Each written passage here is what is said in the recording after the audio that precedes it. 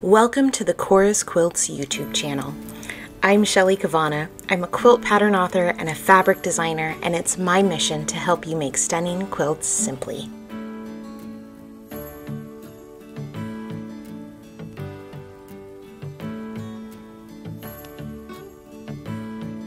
Today's video will walk you through the construction steps for the Lone Star inspired quilt blocks used in my free Winter Sky quilt pattern.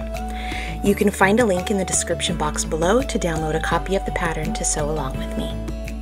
Winter is one of my very favorite seasons here in Northern California, and I had so much fun putting together my very first winter/holiday fabric collection called Alpine Valley.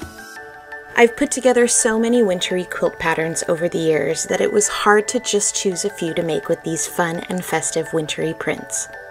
One of my all-time favorite winter quilts is the crystalline quilt from my Spectacular Stars Simplified book. And while I designed the original with a fairly limited color palette, I've had the idea for a scrappier version bubbling around in the back of my head for quite a while now. After playing around with the scale and positioning of all the blocks, I'm excited to share with you the Winter Sky quilt pattern, inspired by the late night sky over Lake Tahoe. This quilt is made using just one single block pieced in a whole variety of my Alpine Valley prints. You'll need a pack of 10-inch squares plus some additional fabric for the background and binding. And my favorite thing about this quilt? It's made using only squares and rectangles and two of my favorite stitch and flip techniques. This video assumes that you've already starched and pressed your fabric and that you've followed the instructions in our free pattern download to cut, label, and sort your fabric pieces. Let's take a quick look at our block anatomy to understand the various shapes we're working with. Our Winter Sky stars are assembled in quarters, with each quadrant featuring a solid background corner and two stitch and flip rectangle units. Before we start sewing, here's a list of some tools you'll want to have on hand for making these blocks. In addition to some standard quilting supplies, you'll also want to make sure that you have some sort of a water-soluble marker or ceramic pencil. My hands-down favorite tool to use is this 3-in-1 ceramic pencil from Sewline because it has gray, pink, and white lead all in one casing, so you always have the right color on hand. Whatever you're using, make sure that it's a temporary marker so that you know it can be removed in the rare case that your stitching line bleeds through to the front of your block. You might also find that a washable glue stick, like this one from Sewline, is great to have on hand when we're marking our stitch and flip rectangle units. You might also find that using a rotating cutting mat, especially when you're marking your cutting lines, is super helpful. This way you can adjust your mat without having to touch or move your fabric. And as always, if you're new to any of these techniques, be sure to practice with a bit of scrap fabric first before working with the fabric for your actual quilt. We'll be using some of my favorite stitch and flip techniques to make our blocks. You can learn more about the method on the tutorial page on our website, but as a quick reminder, the stitch and flip method is a fantastic way to make complex, angular geometric shapes with very few pieces of fabric and no bias edges or templates. We simply need to pre-mark our stitching line on the wrong side of one of our fabric squares or rectangles. Then we join that fabric right sides together with the second piece of fabric and stitch along the marked line. To finish, we trim the excess fabric a 1/4 inch away from the seam and press as directed in the pattern. Alright, on to the unit in step 1. We're going to use the stitch and flip method to join two rectangles together at a perpendicular angle, which will create this sort of right-leaning partial diamond unit. I think the easiest way to approach stitch and flip rectangles is to do all of your prep work and markings on a cutting mat, especially one with the 45-degree angles marked, because the grid lines and the angle lines are really going to help you draw an accurate stitching line. I also think the best way to set yourself up for success is to glue base your background rectangle before you mark your stitching line. You can glue baste with any washable glue stick, and I like to add a little dab of glue to the corner of our background rectangle. That's the B rectangle, and we're adding the glue to the corner that we're going to trim off in just a bit. This extra step is going to keep the block from shifting around as we draw our stitching line, and then keep everything in place as we transport the unit to the sewing machine. Then we'll take our F rectangle right sides together and turn it so that it's perpendicular to the background B rectangle. We place it at the left end of our B rectangle, making sure that our corners are all lined up. Before you go to draw your stitching line though, make sure that the lower left corner of your background rectangle is lined up with the corners of the grid marks on your mat. This way you know exactly where the corner of the background rectangle is, even though you can't see it. It's hidden behind the top rectangle.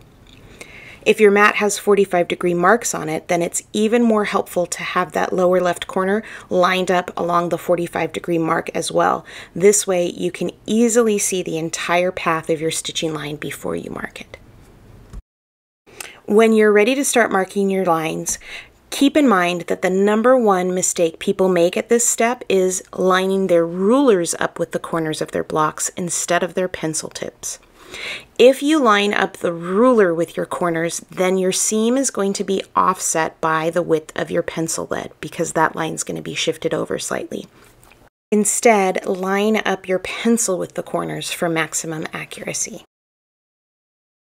You'll draw your stitching line from the upper right corner of that top F rectangle down to the lower left corner of that background B rectangle, which you can't really see, but if you've lined up that B rectangle on the 45-degree diagonal line, or you've used just one of the corners of your grid, you can use either of these points to help position your line correctly. Then simply stitch on the marked line. You can chain piece all of your required units for step 1 at once by finishing the seam of the first unit, taking a couple of stitches beyond the edge of the block, and then immediately starting to sew your next block without clipping your threads in between.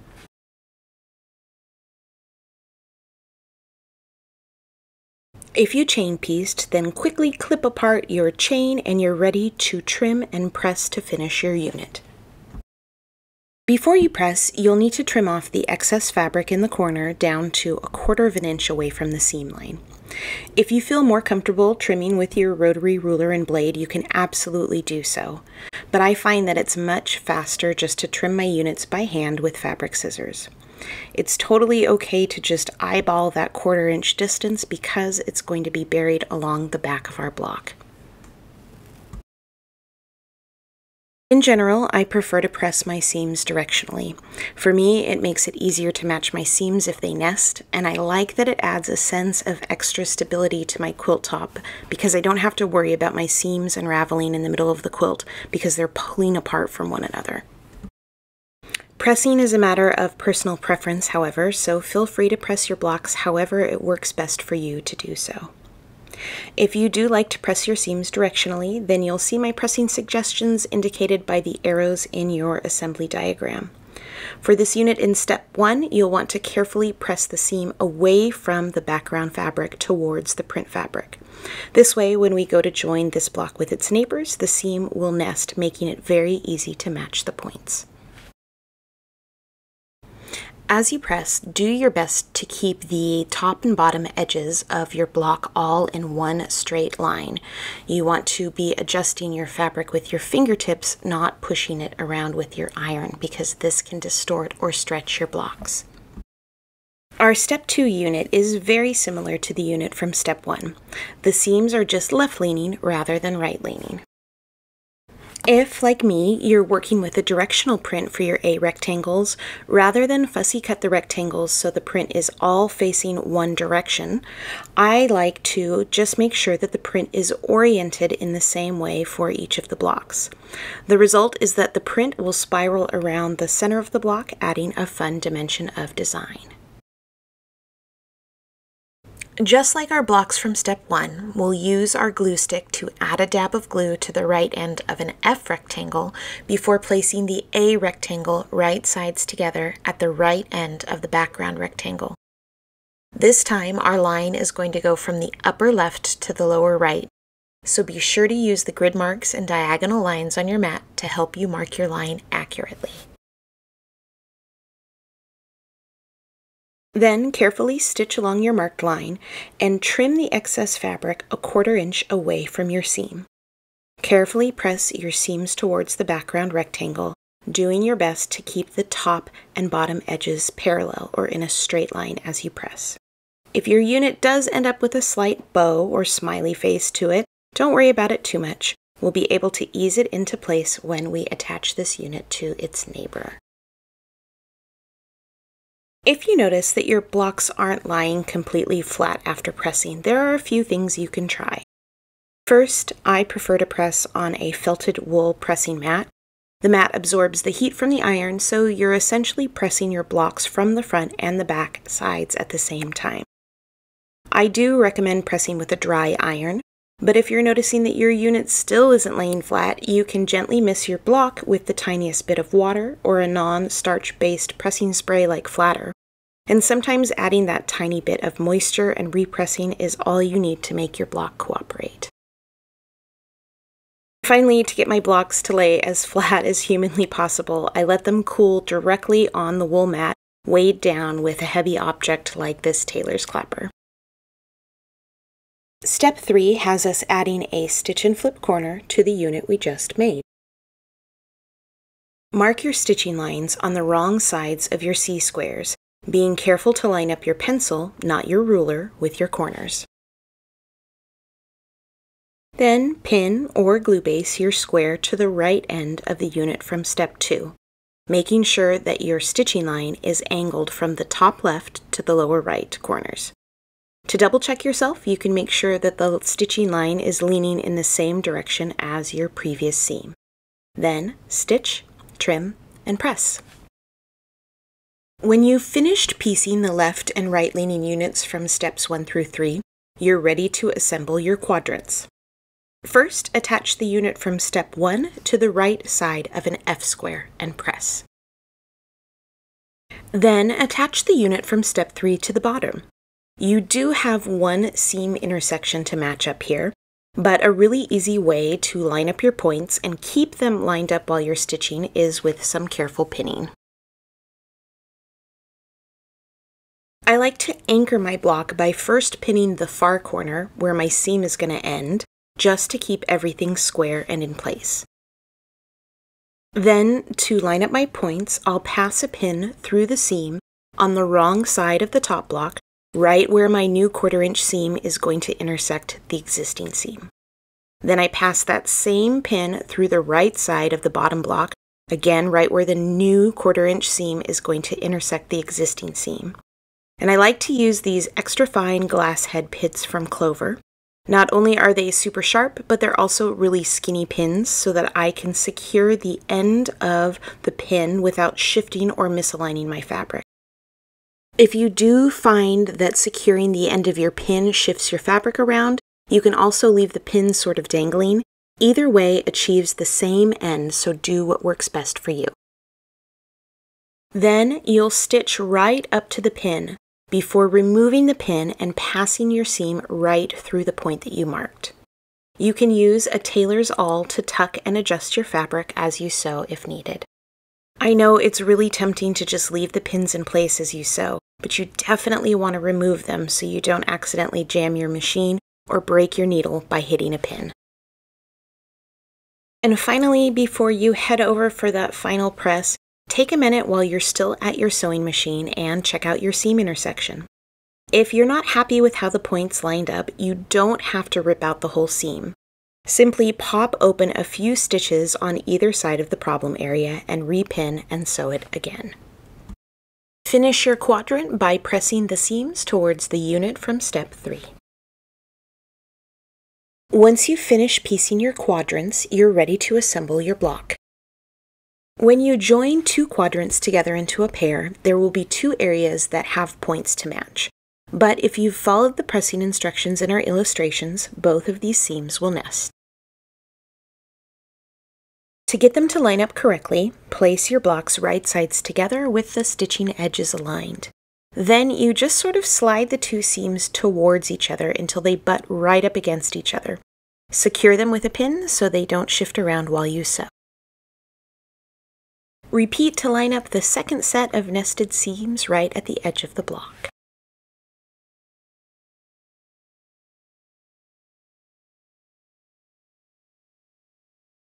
Carefully join your blocks, making sure that you remove your pins as you go rather than sewing over the top of them.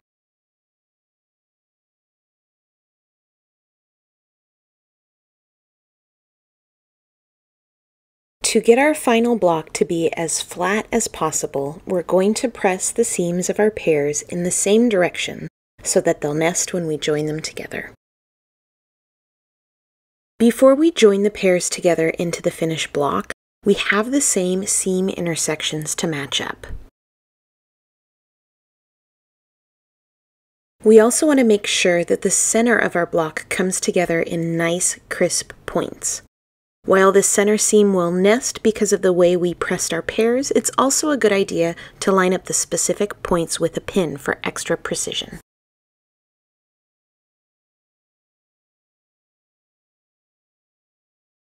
Join the pairs, being careful to remove your pins before they pass under the needle.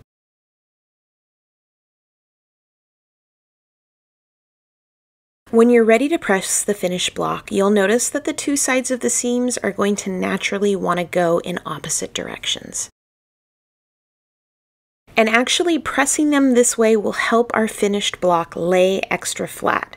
But before we can, we have to spin that center seam allowance so that we're not left with a giant knot in the center of our block. To do this, you'll gently ease apart the 2 or 3 stitches right above that horizontal seam allowance. Most of the time you can gently ease these open by hand, but if they're being a little stubborn, then you can certainly use your seam ripper to remove the stitches instead. Once you've separated them, you'll see that now they're going to want to fall in opposite directions naturally, so just gently press them with your iron. If you've spun them correctly, you'll notice that your block lays super flat and you're left with this cute little pinwheel of a seam intersection. Flip your block over and give it one final pressing from the front side. Repeat steps 1 through 5 in your pattern to piece a total of 36 blocks. When you've finished piecing all of your blocks, lay them out along with your D rectangles as shown in the assembly diagram in your pattern. Sew the units together into vertical columns. Press the seams open or in alternating directions as desired. Finally, sew the columns together and press your assembled quilt top. Follow the instructions in step 8 to quilt and bind your finished project. Thanks for joining me here on the Cora's Quilts YouTube channel for our free Winter Sky quilt tutorial. Remember that you can share all of your photos of blocks and quilts made with our patterns or from our fabric over on Instagram using hashtag Cora's Quilts. Be sure to tag us at Cora's Quilts too so we can see your photos as well. Be sure that you've signed up to receive our emailed newsletter over on our website. You can keep up with the latest happenings in our studio, plus news about new fabric collections, patterns, and books. We've left the link in the description box below, and we'll send you a copy of our 2 latest free patterns as a thank you for signing up. Thanks for watching. If you've enjoyed this video, please give it a thumbs up and make sure you're subscribed to our YouTube channel too. Happy quilting, and we'll see you soon with another stunning quilt made simple.